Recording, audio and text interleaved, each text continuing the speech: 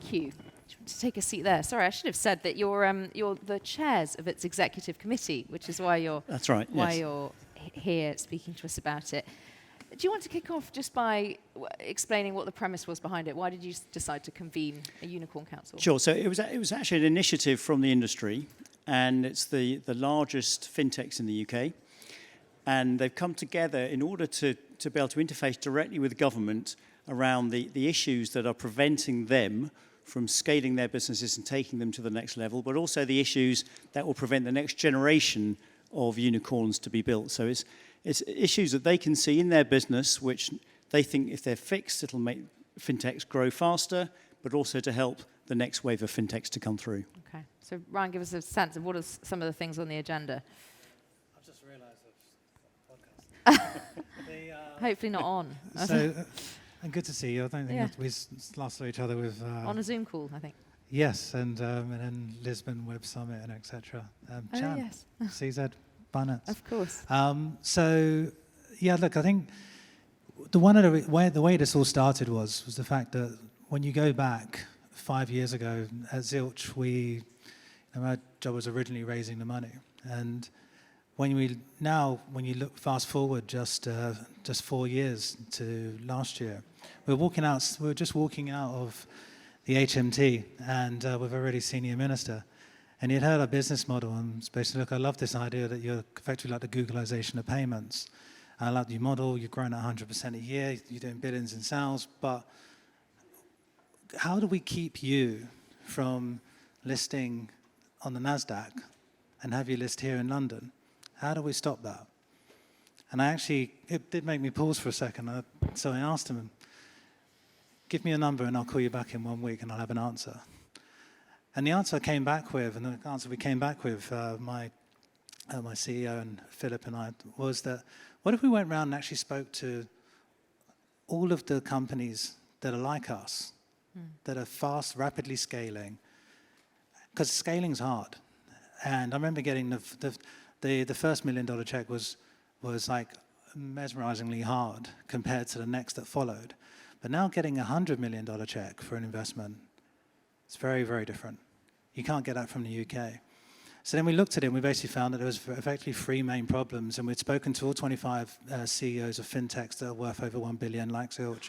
When you mounted that up, you actually suddenly saw this is actually very, very meaningful. It's worth, these are the future FTSE 100, the bottom half of the FTSE 100 in the next 3 years. They're probably the most technologically exciting companies. How many tech companies are in the FTSE 100 right now? 2. There you go. How many women are running those? None. There you go. Now, if you look at this coalition that we've got here, this council of 25 companies that are actually valued over 50 billion, you suddenly realise actually these are 2 to 3 years out. They've all got good, clean comms reputation with the market and their investors. But when you really do take a look at it, the fact is that they're actually really, really valuable and they're growing. But where are they going to list? What's the liquidity like in the UK? What's the perception of the UK like? How is it distinct? Well, so what we realised, we've got to do some proper work, and that was when we turned to Innovate Finance and said, look, you guys are the voice of FinTech in the UK, $1 trillion worth of technology. What policies could we get together, and how could we boil that down to essentially say we've got effectively like a 5-point plan? Because then it's very easy, rather than we've got an 18-point plan or a 24-point plan. And so we had the first meeting this morning. Yes. What came out of that, Mike? What was that like? So we've published today the initial asks from the group, and you'll find that online. But we had a very useful session with EST where we had CEOs from council members there giving him direct feedback on the issues that they're facing with their businesses. And to give a couple of examples, so one is the area of regulation. There's a feeling that regulation has been created piecemeal over the last several years to fit the issues that have come up in the sector, but actually it's not very joined up. And that's not necessarily the fault of the government or the regulators. 10 years ago, when a lot of these businesses were created, there were no regulations covering some of the things they were doing. So regulation had to be created, but it's not working very well in the view of the CEOs, and it could work better in order to help businesses to scale faster.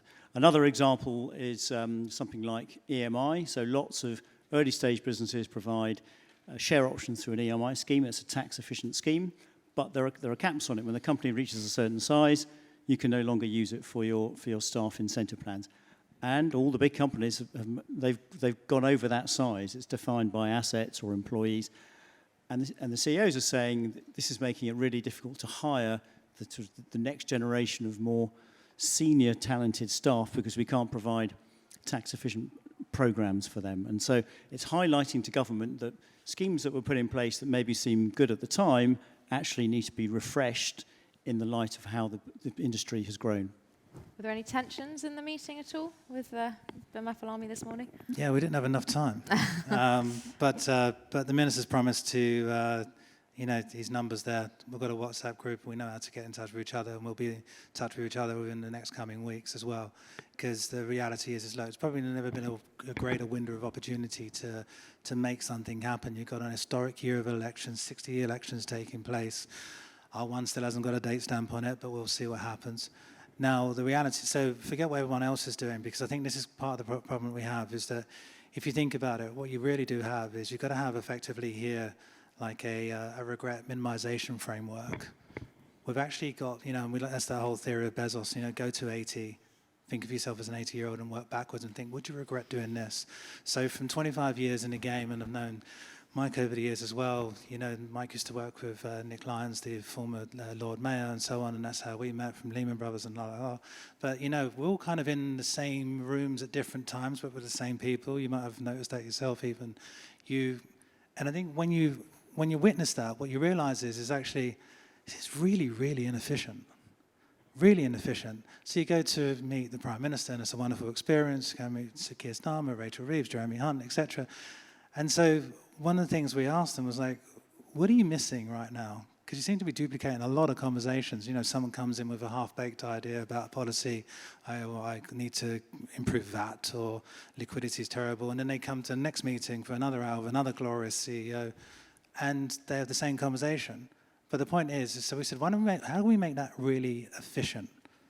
Because effectively, comparison is ultimately the thief of joy. We look at other countries and think, well, the S&P 500, that'd be amazing. Why can't we grow like that? We grew 4% last year, the FTSE 100. The S&P 500, hands up, how many people think it did less than 10%? 15%? Just under 25% of what it grew. So it grew 4 times. Now go back 20 years ago. Today, back in the year 2000, you had the biggest drop in stock markets ever. But look at what happened since. You've had the UK grow from 4,000 effectively up to 8,000. You take a look at the S&P 500, it's gone from 1,000 to 5,000. So you can kind of see why you've got UK funds right now not investing in UK stocks. So we want to change that. So whether it be EMI, why is it capped at 30 and every FinTech you can imagine does its Series B way and above that?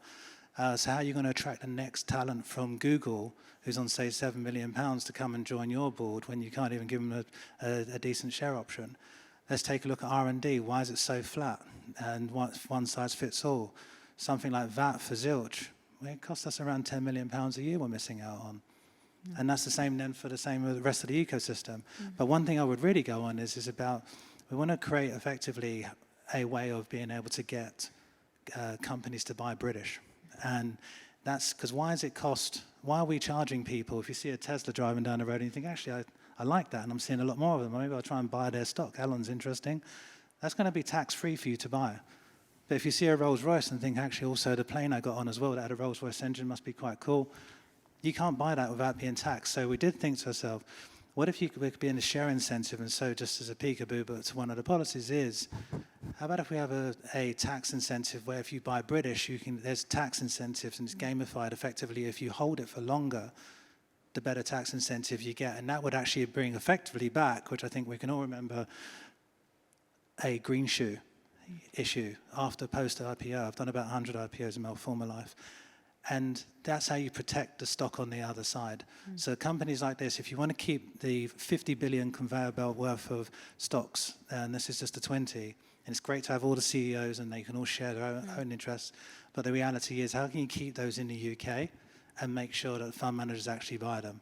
Yeah. So that's one of the key And a incentives. huge topic that certainly we've been covering in the paper over the last few years as well. Thank you so much, both of you. Keep us posted with how it goes. We'll be really interested to follow it over the coming years. Thank you. It is now time for lunch. I'm sure everyone's feeling that.